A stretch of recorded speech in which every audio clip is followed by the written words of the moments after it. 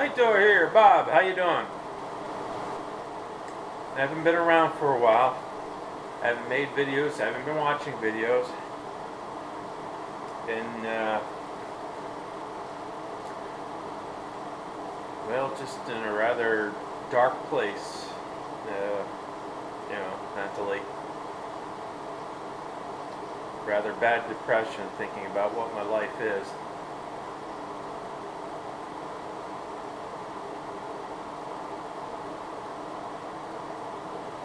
But I did pass the hazmat test,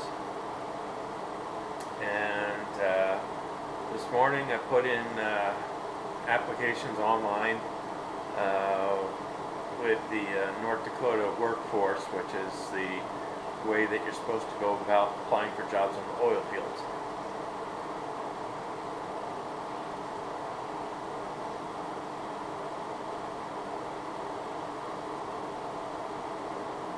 Hopefully, I'll hear something. I hope I don't run into the same problem that I've run into ever since I got laid off. That being that the company I worked for the last 5.5 years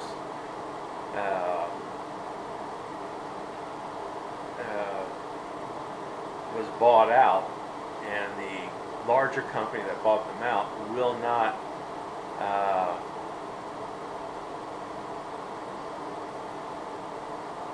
give out acknowledgement that I work there. I mean, forget about any kind of a good reference. They won't even acknowledge that I worked there from day one to day, etc.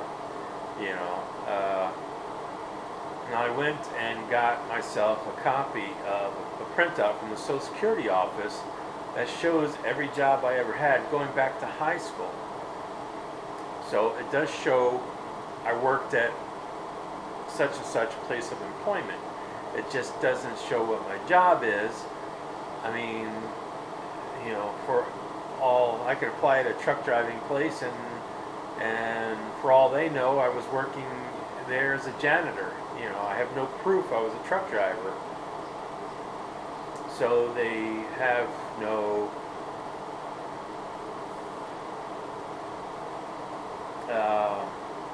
they can't prove that I have experience.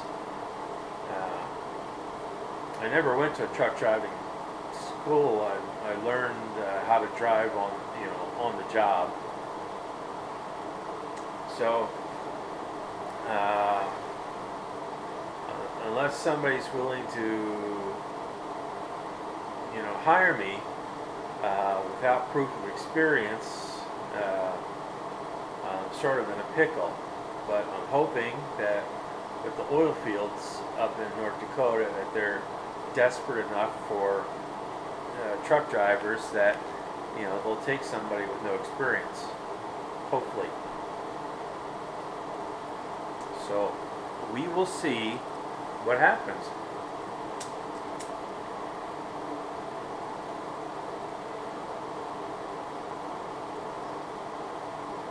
My unemployment runs out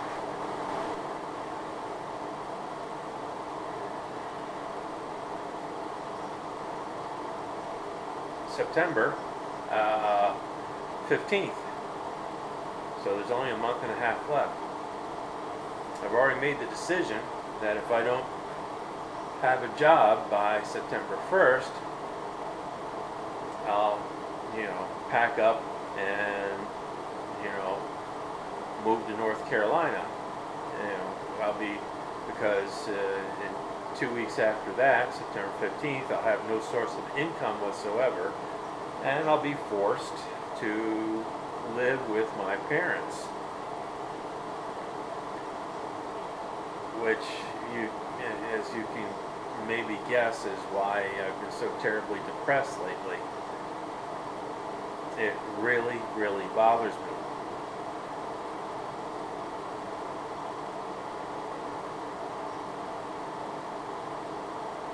To be in that sort of situation.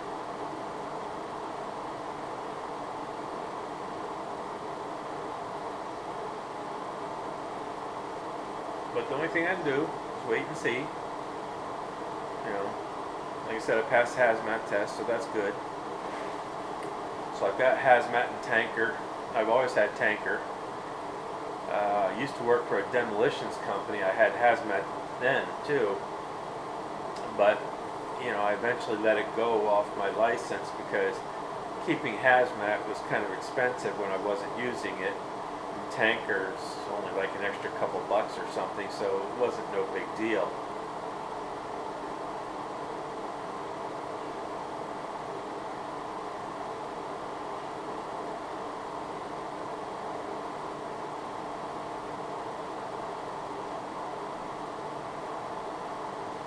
Should have stayed at the explosives job. It was pretty cool, actually.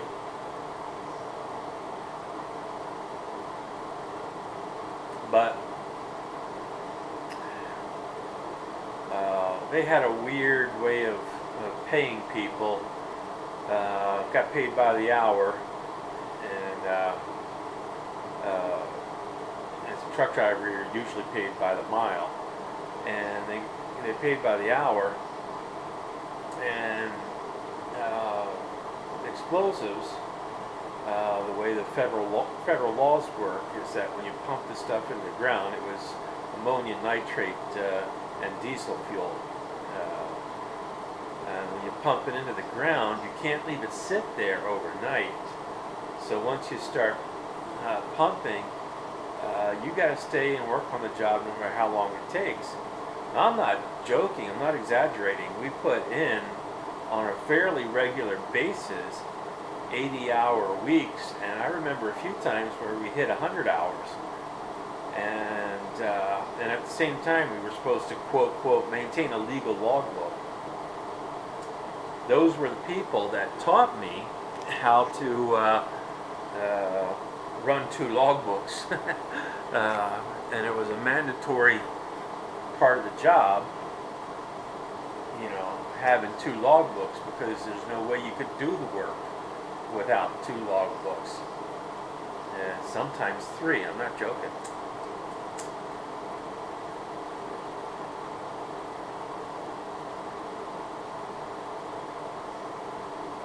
This was before the days of 3-ring binder logbooks, where you could just, pull out a page and start over from scratch or whatever.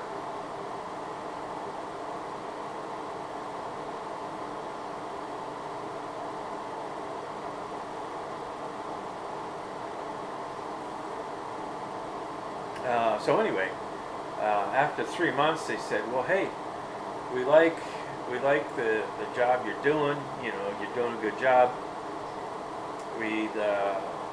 The first 3 months is considered probation." And they said, "We'd like you to be full-time. We want to put you on a salary." And right there, 80 to 100-hour weeks, and they're talking about putting me on salary. So, I said, "Well, what are you talking about?" And they gave me a number.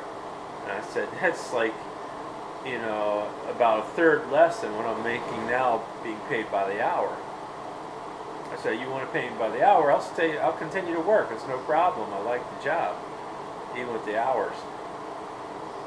But they wouldn't do it. They said, "You got to go on salary."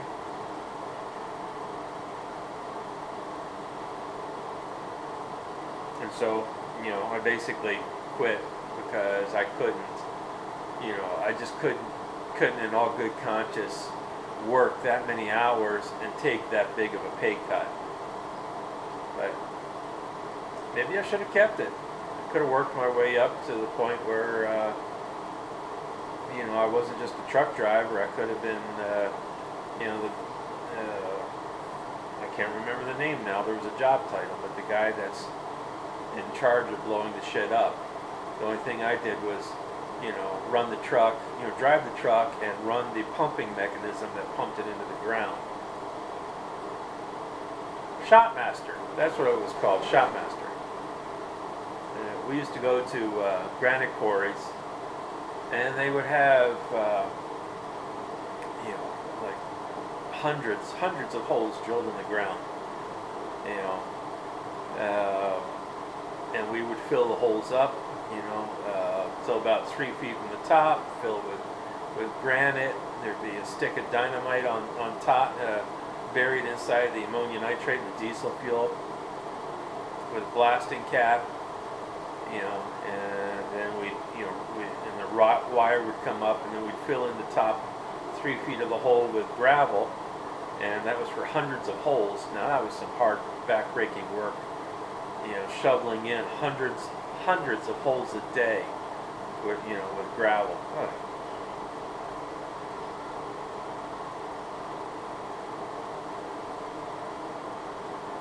And then we'd blow it up, and it would drop, you know, a few thousand tons of granite down into the bottom of the quarry, you know, and it was broken up, and then the quarry people would come down there with the big ass trucks and cranes, and, you know, carry it off to be pulverized or whatever they did with it.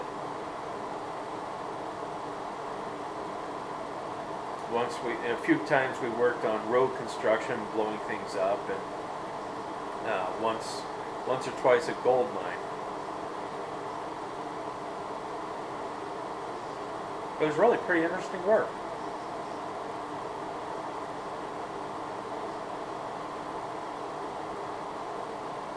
Of course, with my back, it's nothing I could even think about doing now. But anyway, so there you have it. Hazmat passed. Application put in. Waiting to see what happens. So.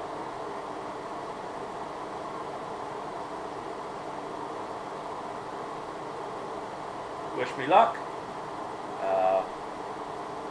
In case you're wondering, this is a pipe from Tinderbox, but I got it off eBay. Nice little poker. I mean, this was several years ago I bought this. And I remember I got in a bidding war with a guy in the last minute of the auction. I mean, it was going for like 50 bucks. And I just really liked the way this thing looked. And I mean, I had a bid in for 50 bucks, and in the last minute of the auction, somebody, you know, raised the bid, and then I raised the bid. I didn't want to let it go. And I ended up buying this thing for $175, you know, before the other guy backed off.